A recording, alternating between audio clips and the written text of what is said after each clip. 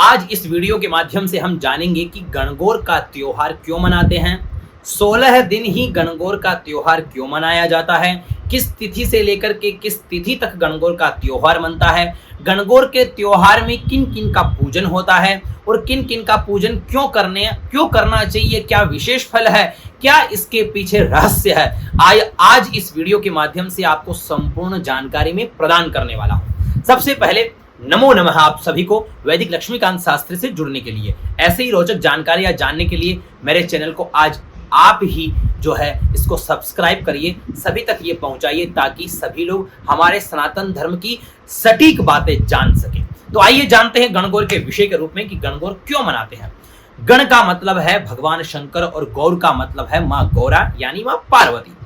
तो गणगौर का त्योहार आपको ये तो मालूम चल गया कि भगवान शंकर और माँ पार्वती का द्योतक है। अब चलिए प्रारंभ करते हैं कि पुराणों के अनुसार यह व्रत गौरी उत्सव के नाम से भी जाना जाता है। यह व्रत सौभाग्यवती स्त्री के लिए विशेष रूप से है एवं कुंवारी कन्याएं भी इस व्रत को करती है।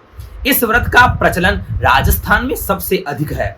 भगवान शंकर ने इसी दिन मां पार्वती को अखंड सौभाग्य का वरदान दिया था और पार्वती जी ने स्वाभाविक करुणा यानी पार्वती जी इतनी करुणामयी है जो स्वाभाविक करुणा के कारण समस्त नारी जाति के लिए सौभाग्य का वरदान दिया।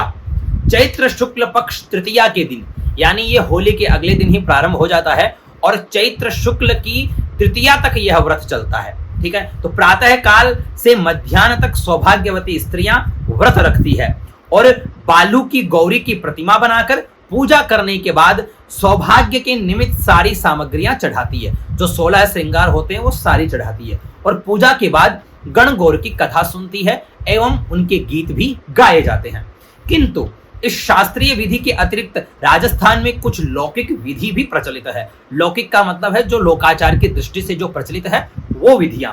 होलिका दहन के दूसरे दिन कन्याएं विशेष रूप से नवविवाहित गीत गाती हुई जाकर होलिका की राख लाकर और उसमें गोबर मिलाकर 8 गोलियां बनाने के बाद उसे चौकी पर रखकर पूजा करती है। 8 दिनों बाद कुम्हार के घर से मृत्तिका लाकर शिव पार्वती की मूर्ति बनाकर पूजा करती है। ठीक है, यानी गणगौर और ईश्वर गणगौर। ठीक है, आजकल शहरों में गणगौर की मूर्तियां कुम्हार द्वारा बनाई हुई मिलती भी है। चैत्र शुक्ल तृतीया को इस पूजा की समाप्ति होती है और इस एवं गणगौरी को तालाब, कुआं अथवा नदी में मांगलिक गीत गाते हुए हर्ष उल्लास के साथ में और उनको विसर्जन किया जाता है। इस पर्व पर विभिन्न प्रकार की लौकिक रीतियां परिवार की अपनी परंपरा अनुसार भी मनाए जाते हैं। कहा यह भी जाता है कि मां पार्वती विवाह के पश्चात 16 दिन अपने पीहर में गई यानी अपने पिता के घर वो गई और 16 दिन वहां रही। उसके बाद भगवान शंकर उनको लेने आते हैं।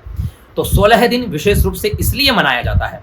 16 दिन 16 माताओं का भी प्रतीक है। 16 दिन जो है 16 प्रकार की जो सौभाग्यवती जो सामग्रियां होती हैं उनका भी द्योतक है।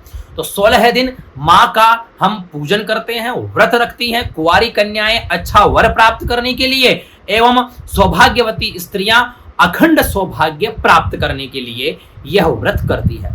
इससे माँ गौरा प्रसन्न होती है और प्रसन्न होकर के उनको अखंड सौभाग्य रहने तक का सुख शांति से एवं समृद्धि से रहने का उनको दिव्य आशीर्वाद प्रदान करती है। तो राजस्थान का यह गणगौर का त्योहार वास्तव में बड़ा विलक्षण है, बहुत अद्भुत है। यह त्योहार अनेकों प्रकार की प्रथाओं के साथ भी अनेकों क्षेत्रों में मनाया जाता है। तो कैसी लगी यह जानकारी अवश्य आप मुझे बताइएगा और सभी तक यह जानकारी अवश्य प्रेषित करिएगा। नमो नमः।